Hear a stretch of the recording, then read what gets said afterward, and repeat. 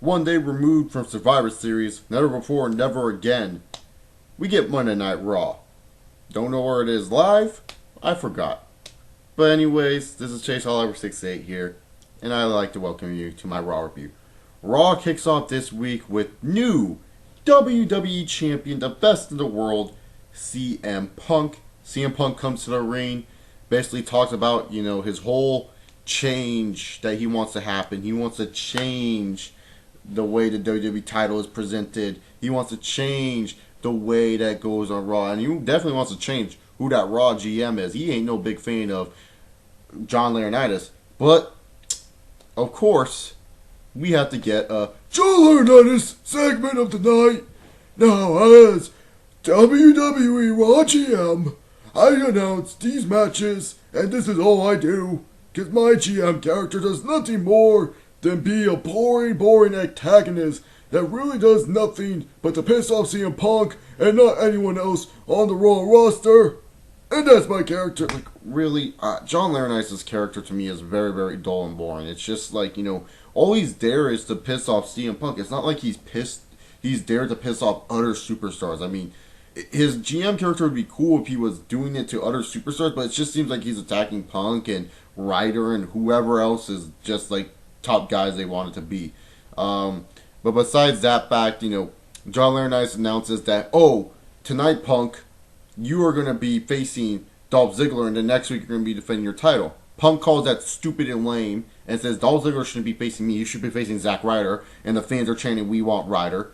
And pretty much John Laurinaitis shoots it down and says, well, you can't beat Zack Ryder. I mean, Zack Ryder can't beat Dolph Ziggler, and you can't beat Dolph Ziggler, and you'll be facing Del Rio next week for the title. And Punk really didn't care that much. He's like, okay, I'll beat Ziggler. And he said once he's done beating Ziggler, and once he's done defending the title, soon someone will kick his ass. John Laurinaitis' ass. I guess it was a productive opening segment. I don't get why this CM Punk Del Rio match was not pushed back to the next pay-per-view. But hey, whatever. It is what it is. I like that we got, I guess, the main event announced, even though it wasn't really. It was a refreshing start seeing Punk, the WWE Champion, who you should be vocalizing your show around, kick off the show, and yeah, pretty much that's about it. Next up, we got everyone's favorite woo, Zack Ryder, as Zack Ryder gets into the ring to face his buddy Alberto Del Rio.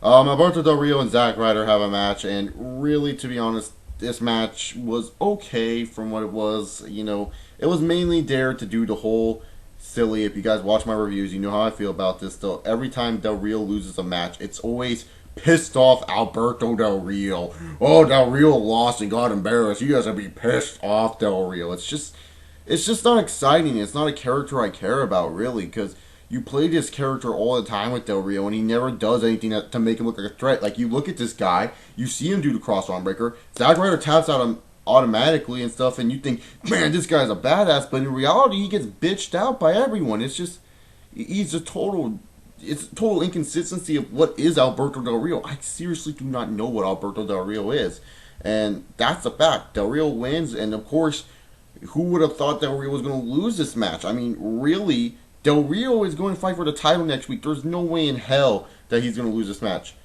We see Sheamus walking to the ring, which means he has a match next. Sheamus faces Jack Swagger. Separate fucking time, Tweety. Poor Swagger. I kind of do like Jack Swagger. I don't think he's a terrible in-ring performer. I think he has some signs of light, but just poor Swagger. What happened to him? WWE. I thought they were going to do something with this Vicky Guerrero thing, but it's just making Vicky look useless if you're going to have her clients lose almost every week on Raw. It just makes no sense. Sheamus wins this match. It was okay. Nothing too special here. Of course, Sheamus has to win. I mean, you're building up Sheamus for a reason. Ziggler versus Punk gets hyped up for later tonight because, that is supposed to be our main event. And then once again, I praised this in my last couple weeks Raw review, but now it's just getting old. Like, I like it that there's some realism into this feud, and that it's a feud that people can buy into and invest with, like with the best friend stabbing you in the back. But Kevin Nash, just keep him away from a microphone. The dude can't speak right now. The dude comes up with the microphone like, the Triple H, this is what I'm at. It's like, dude, can you not know how to talk on a mic? He talks about Madison Square Garden, talks about how he should have been there, how it should have been him and Triple H versus The Rock and John Cena, and basically being this jealous character again. You know, I understand it adds some realism. It's a good real life storyline, but it's just like, does it have to be forced down every week down our throats? It seems this feud is 10 times more important than whatever the hell they're doing with the WWE title at this point, and sadly, I think it is. I really do, because they put in a lot of time with these stupid promos. WWE Intercontinental Champion Cody Rhodes is in the ring already, and he talks about how he is no longer, like, held back. The mask has held him back for so long, and now he's like a dog without a muzzle. A rabid one at that. And now, nothing can stop him. He's going to be a different Cody Rhodes. He is a Cody Rhodes that is disturbed in a way, kind of thing. And it was cool with the mask, and I'm glad they're still making Cody look like a crazy psycho in a way. But nonetheless, because Cody Rhodes starts laughing like a freak, it's like, and that was just random. He gets a straight face. It's pretty funny, but Santino Marella comes out of nowhere. Cobra! And, of course, who do you think won this match? Oh, none other than Cody Rhodes. Squash match. Understandable. You know, you need to get Cody Rhodes built up. And the cool thing that happened at the end of this match was the little interaction between him and Booker T. Booker T at recent weeks of SmackDown, if you guys have been watching and paying attention to commentary, every time it comes to a Cody Rhodes match, Booker T kind of like, not really biased, but talks about how Cody Rhodes should act differently. Cody Rhodes is not representing himself well. And then Cody Rhodes comes up to Booker. He's like, you don't think I can hear you? I can hear you. I watch your show, damn it. I watch my show, damn it. Stop fooling around. And he grabs water, throws it on Booker T, and Michael Cole, being a little prick, like, oh, I got sprayed up with water. Shut the fuck up. This Cole heel character is not funny. It's not cute. It's annoying. End it. End it, WWE. Make Keen a heel. He was fucking hilarious. God dang. I mean, Cole as a heel is just, I just don't like it. Don't like it whatsoever. Then we get on to Josh Matthews talking backstage with Dolph Ziggler and Vicky Guerrero. Dolph Ziggler basically says that I won 2 matches last night at Survivor Series, and Josh Matthews is like, but you only won 1 match. You got eliminated from the other. He's like, I was on the winning team, damn it, and I'm the new face of the WWE, and I like this gimmick. If they're going to make Dolph Ziggler this guy who wrestles 2 matches all the time, I would not care whatsoever. I would like that gimmick. It would make him more interesting and have him have 2 matches, show that he is a new face of the WWE. And he's been improving on his mic work, Dolph. Just time for Vicky Guerrero to go and focus more on Swagger. Maybe have Swagger feud with Ziggler in the near future, and that would make Swagger worthwhile. But at this point, who gives a shit about Jack Swagger? CM Punk, Dolph Ziggler have a very good TV match for Monday Night Raw between the two. I didn't expect less when I heard this match was announced. I was like, wow, this is going to be a good match. Of course, CM Punk goes over. I kind of wish it was a dirty finish, like Alberto Del Rio got involved and kind of like, you know, had Punk get the squat, had beat up Punk and, you know, send a message that he's going to win the title next week. But come on. You know, they're not going to make Alberto Del Rio look stronger at all. They're not going to make Alberto Del Rio buyable at all. Come on. We've been watching this product for way too long. We know that Alberto Del Rio was just nothing more than a transitional champion twice in his 2 title reigns. Sad, but true. CM Punk wins cleanly, and that's about it. There was a weird vignette, and it showed Kane's mask. Which means Kane might be coming out as his mask Kane. Post in the comment section down below what you guys think. Big Show comes out, basically threatens Mark Henry and says, Mark Henry, when you come back, I'll got a big ass fish for you. BAM! And then we get the segment, because WWE 12 is coming out tomorrow, and I think I should sponsor WWE 12 too. I mean, if Raw can take a fucking whole 10 minutes of my life sponsoring, I can too. WWE 12 will feature new Predator technology. It also will feature a new universe mode and a new Road to WrestleMania and a character, Jacob Cast, voiced by Austin Aries. Need I say more? And that was the cheap WWE 12 plug. Wade Barrett comes out, and the Barrett Barrage is going to continue. Well, he's going to be facing Kofi Kingston. Wade Barrett and Kofi Kingston, they were having a nice little exchange in the ring. Then all of a sudden, I hear voices in my head. Randy Orton comes out to the ring and graces us with his presence here tonight. And being the Asian equivalent of Randy Orton, I think it's fitting to say what a presence it was. Randy Orton basically does his little stroking the beard, sit on the chair, squinty-eyed look. Man, what a champion. But besides that fact, Kofi Kingston and Wade Barrett continue on with the match. Wade Barrett ends up winning. He does the wasteland, showing Randy Orton that Randy Orton has no chance against Wade Barrett. Of course, Wade Barrett decides to talk on the mic and says, Randy, if you did not pay attention, the winner, Wade Barrett. And Randy Orton, with his squinty eyes of doom and his short hair of awesomeness and everything about him, just does this. And Wade Barrett bitches out. Wade Barrett wins, and I guess Randy Orton and Wade Barrett are going to do something. Who knows? And one thing, a couple things before I go into the main event segment.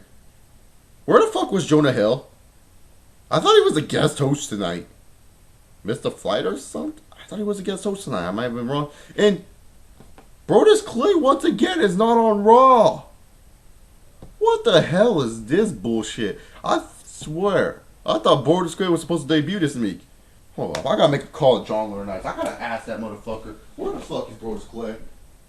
Man, Brodus Clay not on Raw. You're bullshit. Let me call John Laurinaitis right now. Johnny Ace. Tobacco. Joe Laurinaitis. Hold up. Yo, John boy.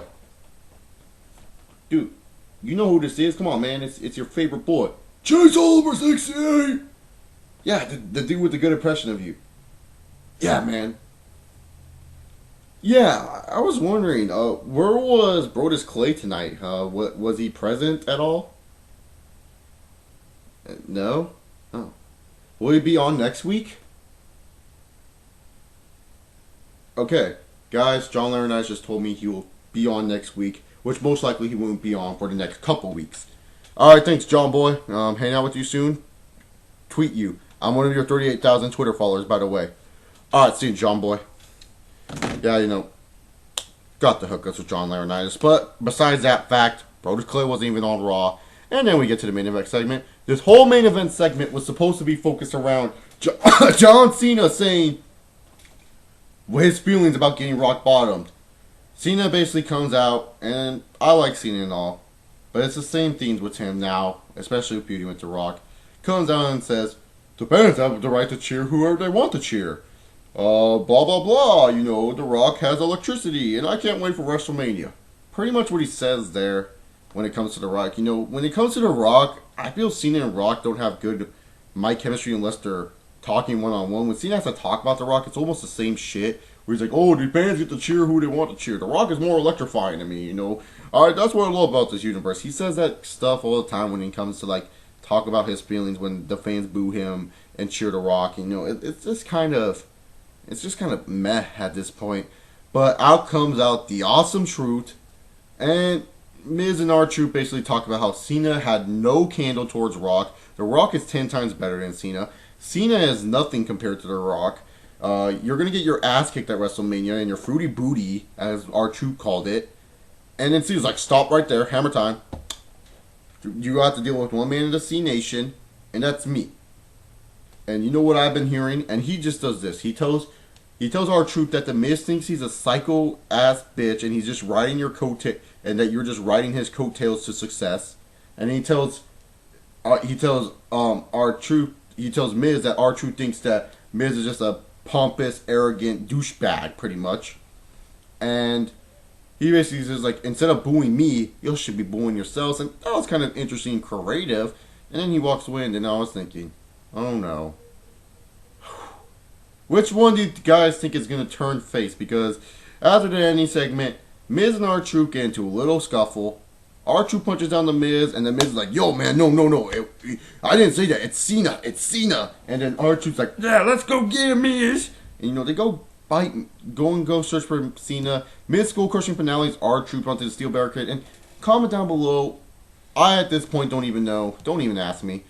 Who do you think is going to be the face and the heel? Or they're just going to be two heels feuding, which would be awkward in this whole situation? Do you think Miz is turning face? Because many people have been talking Miz would make a good face, and I think this would be a good turn. Or do you think they're going to make R-Truth's heel character that was kind of interesting at first, is now a joke, make him a complete joke for the rest of his career, and use this little Jimmy thing as a marketing ad? I really think they're going to use R-Truth as a face, because you can use that little Jimmy thing as a marketing ad. You can have him come out and rap again, but this time using little Jimmy instead of what's up, who knows. Overall thoughts on Raw. Raw had some pretty good matches, but overall development towards TLC, not so much. But then again, it's a Raw after the pay-per-view. At least we know next week's main event, which is pretty good. Big Show promoted SmackDown's main event title scene, which is good. We got little taste of Orton Barrett, which I thought was very nice. We got some little hints coming at there. The ending segment was okay. To me, this Raw, the entertaining factor, that's the thing with Raws. Raws could be pretty good and be at this B+, B- level for me. But as of late, they just haven't been entertaining me. Like, half the times I'll be sitting there, and I'm a college student. I'll look at it, and I'll be watching on TV, and I'll just zone out, and I'll go do a paper that I have to write. And my paper's not even due till next week. I'm writing it early because I have nothing better to do. And sometimes just Raw gets so boring. It's just like, it's just hard to watch some of the product, stuff like the WWE 12 advertisements every 2 seconds. We get it. The game's coming out. It's going to be great. Just let it rest. Promote it once. That's it. Some of the segments are just, it's okay. There's nothing really exciting. John Laurinaitis is not a prick to everyone. He's just a prick to CM Punk. You know what I'm saying? I have to give this Raw, a C to a C-. That's my final grade on this Raw. Tell me what you guys think down below. Comment down below your thoughts. Subscribe up above if you guys enjoyed this video. Follow me on Twitter, ChaseOliver68. And pretty much that's about it. My Xbox Live and PSN ID will be in the description box. And I'm getting WWE 12 tomorrow. And I hope you guys enjoy that game if you're getting it tomorrow too. It's all about the C Nation, baby. No, I'm just kidding. But anyways, I should just end the video now. Peace, y'all.